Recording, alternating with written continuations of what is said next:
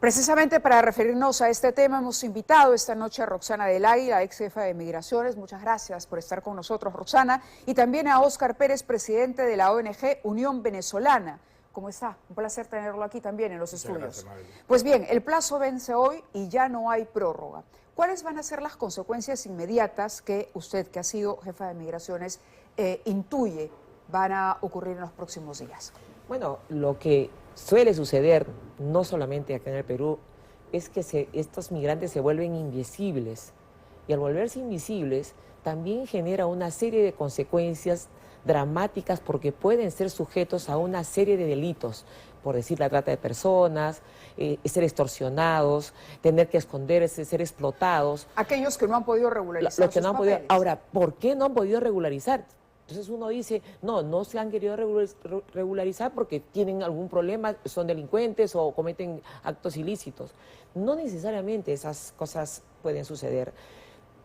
Recordemos que la superintendencia ha tenido una acción pasiva en el sentido de recibir las solicitudes a través de un formato que uno debe llenar digitalmente que puede demorar 45 minutos.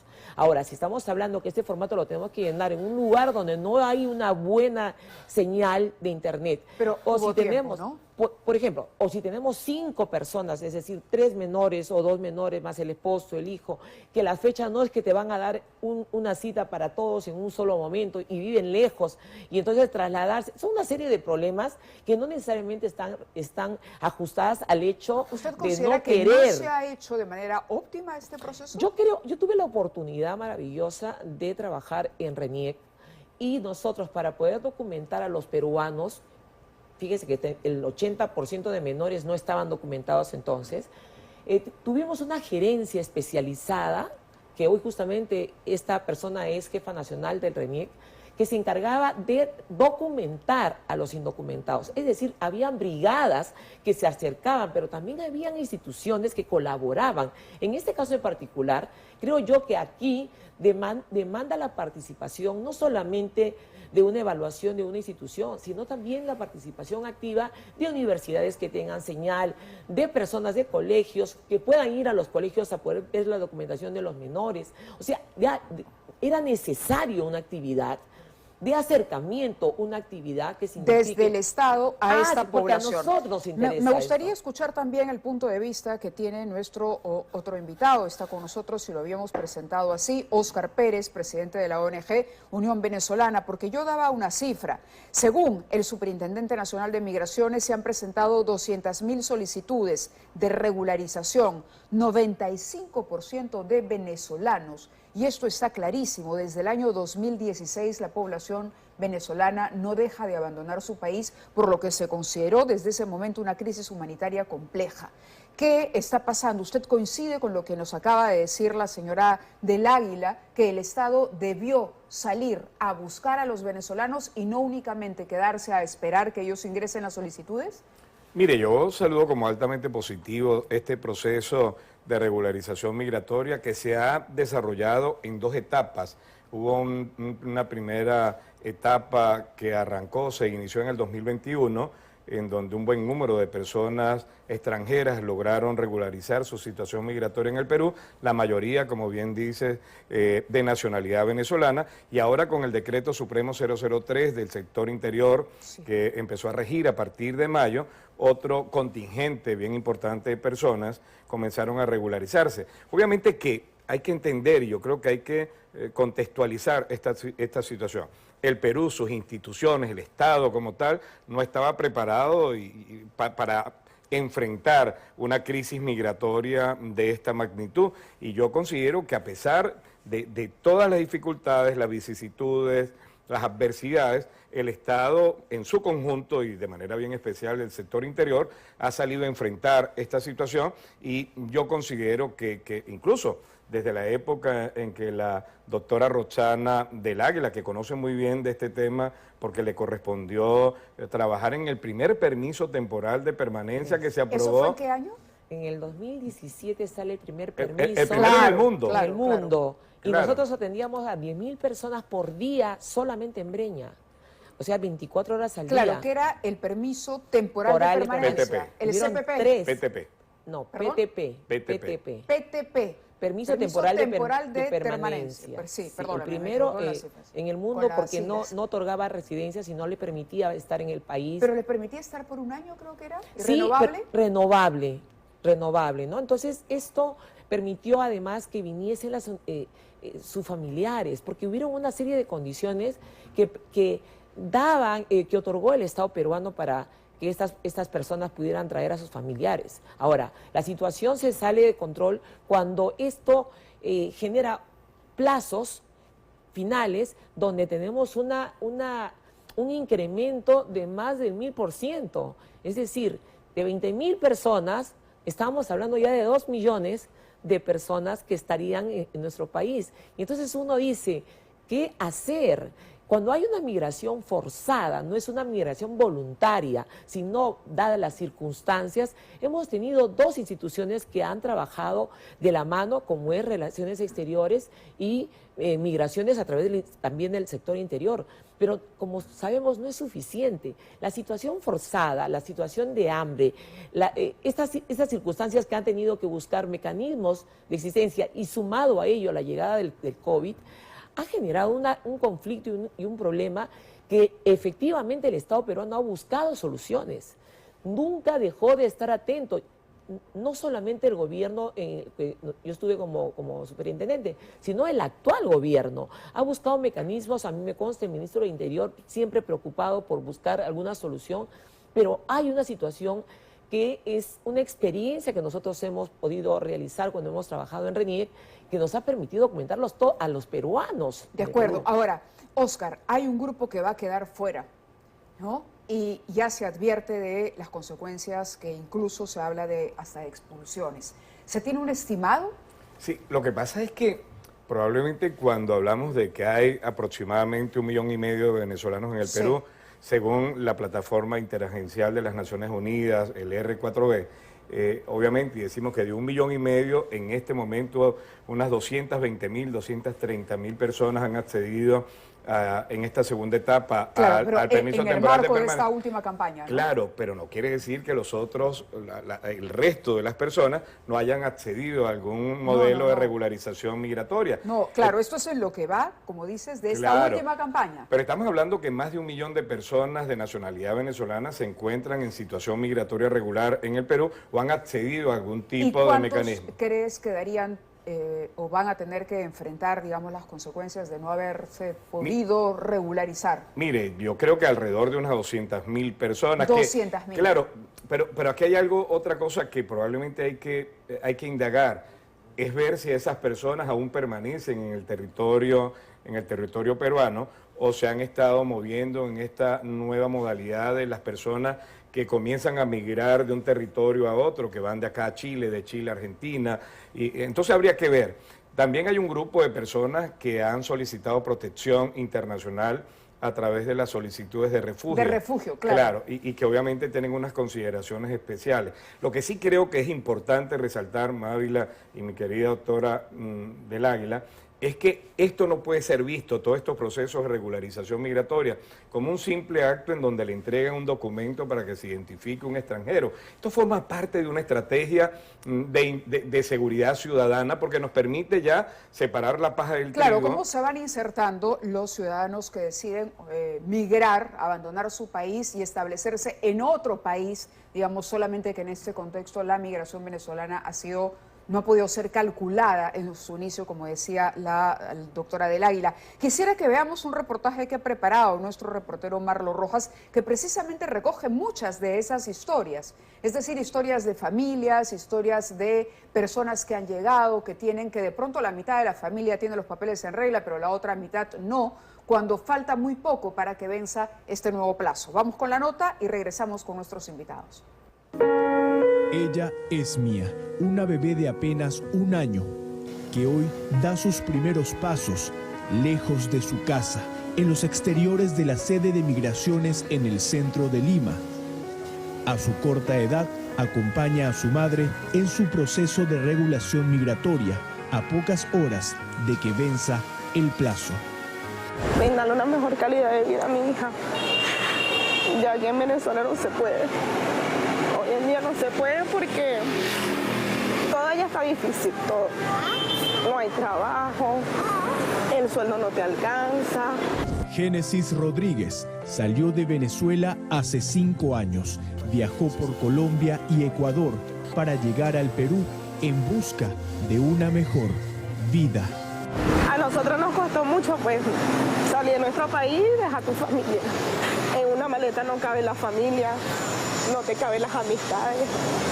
Tantas cosas que nos ha tocado a nosotros los emigrantes dejar para brindar una estabilidad de vida a tu familia y a tus hijos, pues. Actualmente vive en Pisco y trabaja como mesera en una pollería. Su jefa tuvo empatía con ella y le dio el permiso para viajar a Lima. Génesis desea regularizar sus papeles para dejar de ser una extranjera en la que hoy llama su patria. Yo vivo en Pisco, es una provincia que queda 4 horas y media de acá. Sí, vinimos a sacar el CPP. Somos más los buenos que los malos. Hoy vence el plazo para que los ciudadanos extranjeros puedan regularizar su situación migratoria aquí en el Perú. Algunos comenzarán hoy el camino hacia el denominado sueño peruano, mientras que otros continuarán viajando en búsqueda de aquel lugar al cual puedan llamar hogar. Una opción que me hace cantar. Acá, hijo, acá nos vamos a quedar, acá vamos a tener una mejor vida, papá. Agradeciéndole a los peruanos y a esta tierra que nos abrió las puertas para tener un mejor futuro. ¿Oíste, bebé? En el mismo Jirón Carabaya encontramos a José Miguel, quien está a punto de cumplir 1 año en el Perú.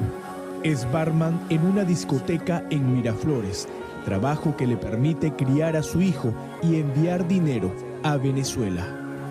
Pues a veces dan ganas, sentimientos, ganas de llorar, pues, porque pensamos mucho en que ya nuestros padres están un poco mayores y venimos acá y no sabemos si cuando volvamos nos volvamos a encontrar con ellos. Él, así como los más de 207.000 venezolanos, ha tenido que llegar hasta aquí, al Jirón Carabaya en el centro de Lima, para ser atendido por migraciones. Acá sí, pues acá sí puedo trabajar, gracias al Perú. Me siento muy agradecido, me siento como si fueran mis hermanos peruanos. Porque ¿Te sientes un peruano más? Sí, me siento un peruano más y le agradezco, pues. En Venezuela era fuerte, acá sí le puedo dar una mejor calidad de vida a mi hijo. El éxodo venezolano empezó hace varios años, cuando muchas familias escaparon del hambre y la pobreza en su país, cruzando fronteras con sus maletas y mochilas vacías de dinero y comida, pero llenas de esperanza. ¿Cuántos días viajando? Como 4 días. 4 días. Y yo tengo un bebé de 2 meses y yo no estoy aquí porque yo quiero, sino para darle un mejor futuro a mis hijos. Porque si me voy a Venezuela, mi hijo no va a tomar leche allá. Tras 4 años de aquel suceso, hoy en el Perú existen más de 1,5 millones de venezolanos. Según ACNUR, Lima es la ciudad en el mundo con más migrantes venezolanos. Oye, que no todos somos malos, ¿viste? Que hay muchos que venimos para acá a echarle ganas. Y conseguí una tranquilidad que no la veíamos allá, pues. Y aquí nos la ha brindado Perú y estamos bien. Daniel Sevilla sabe que a partir de esta medianoche, las autoridades peruanas empezarán un proceso de sanción y expulsión contra aquellos extranjeros que no tengan documentos.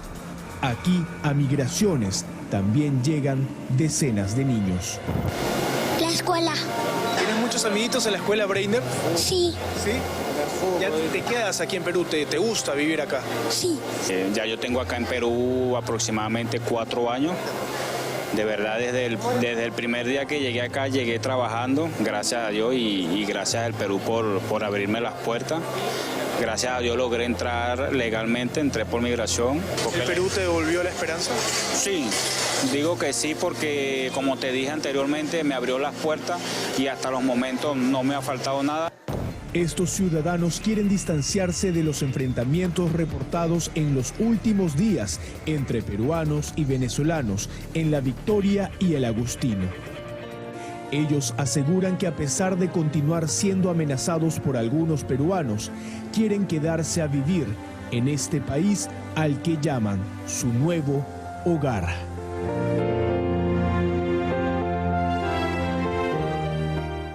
Bueno, y todavía no manejamos la cifra exacta, lo estábamos conversando con nuestros invitados aquí mientras ustedes veían la nota de Marlo.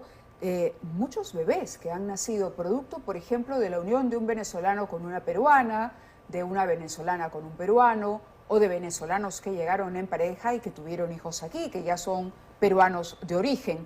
Pero a propósito del vencimiento de este plazo, lo que mañana va a ocurrir es que se van a iniciar una serie de operativos en el norte. Vamos a escuchar primero a Sandra Molina, la viceministra del Interior. Ecuador, por ejemplo, ha descartado un éxodo venezolano desde el Perú. Vamos a escuchar por qué. Una vez concluida la mesa de trabajo, se llegó a la conclusión de que era poco probable de que exista un éxodo masivo de migrantes extranjeros por parte del Perú, que por el momento no es necesario activar corredores migratorios de seguridad porque no existe la cantidad de emigrantes extranjeros que puedan cruzar la frontera, no va a existir un éxodo masivo, por tanto esa alternativa por hoy no está dentro de las soluciones que podríamos brindar. Ayer mencionábamos la idea de este corredor humanitario que se había propuesto en la reunión de ministros del Interior de la región. Es un tema que ha impactado en la región, pero al Perú, el Perú me parece que es el segundo país que ha recibido mayor cantidad de venezolanos después de Colombia a partir del 2016. Está con nosotros también para que nos exprese su opinión y sus preocupaciones en torno a esto, Florencio Fares, alcalde de Huaquillas, en Ecuador. Señor Fares, muy buenas noches, gracias por atendernos. Un saludo cordial a cada uno de los compatriotas peruanos. Bueno, sí, con respecto a la información que se tiene de parte de algunos medios de comunicación del Perú, se habla que existe una expulsión de parte del Perú de venezolanos hacia el Ecuador. Una de las situaciones que a mí me llama mucho la atención es, obviamente, cuando llega un extranjero ilegalmente a un país, no tiene la documentación o algún tipo de actos, existe la expulsión o existe la deportación, pero también es responsabilidad del país que hace la deportación de tener al inmigrante y buscar los medios por humanidad y por seguridad y trasladarlos a su país de origen. Pero veo que de parte del Perú no existe esa predisposición o ese cumplimiento con las leyes internacionales.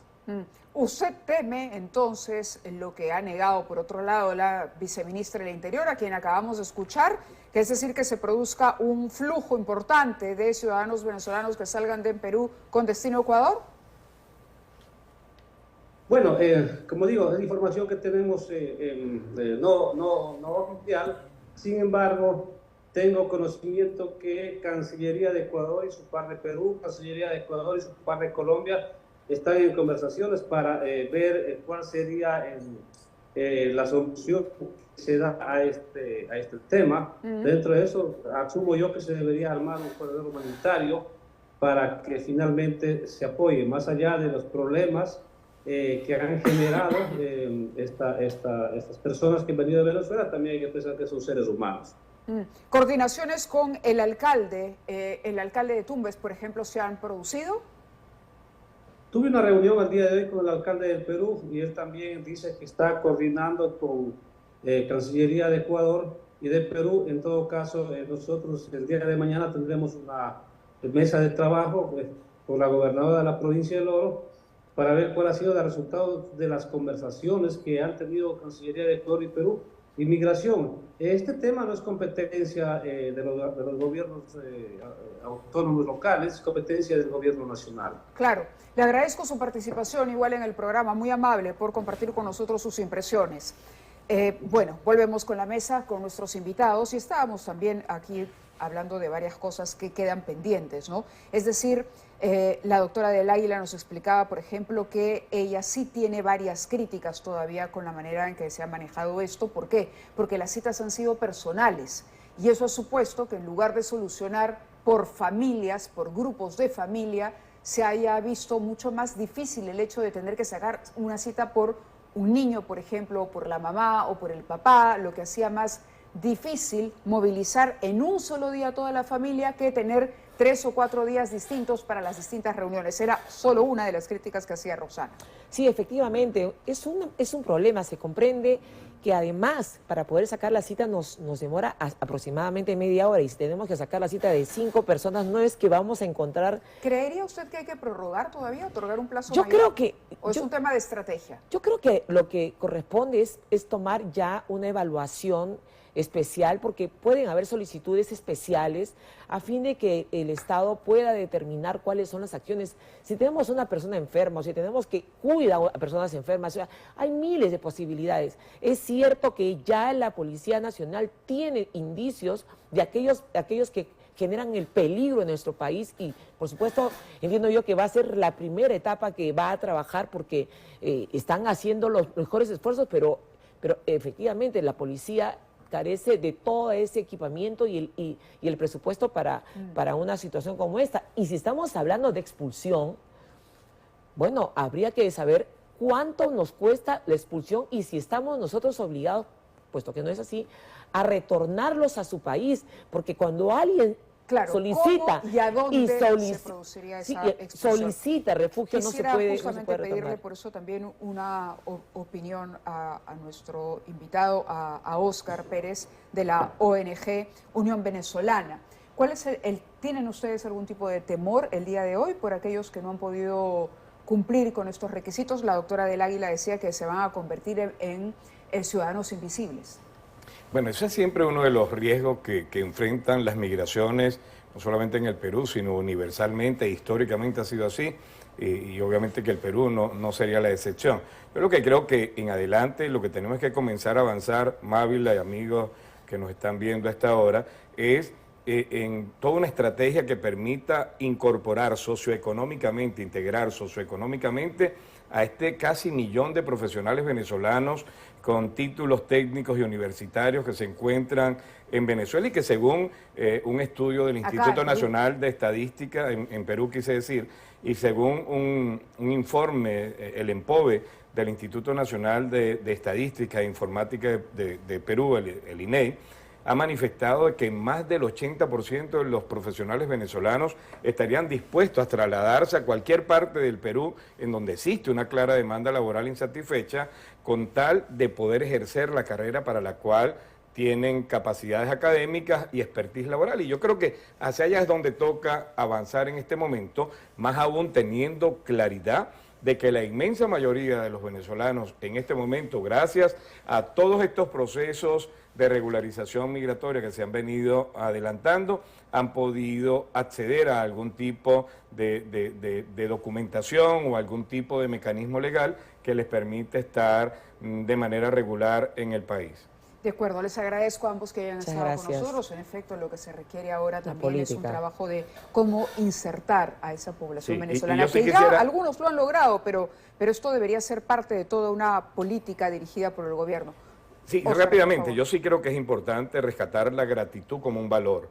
Y yo en esta oportunidad quiero agradecer al pueblo peruano por su nobleza, por esa empatía que ha demostrado, pero también al Estado peruano, a la presidenta Dina Boluarte, al premier Alberto Tarola, al general Vicente Romero Fernández, ministro del Interior, al superintendente nacional de migraciones y a todo el equipo de migraciones que ha hecho posible avanzar con estos procesos de regularización migratoria que, repito, no se pueden ver solamente como entregarle un documento a una persona extranjera, sino como un claro ejercicio de lo que se debe hacer para avanzar a garantizar la seguridad ciudadana de quienes vivimos en el Perú. De acuerdo, les agradezco nuevamente que estén con nosotros. Gracias. Vamos a continuar.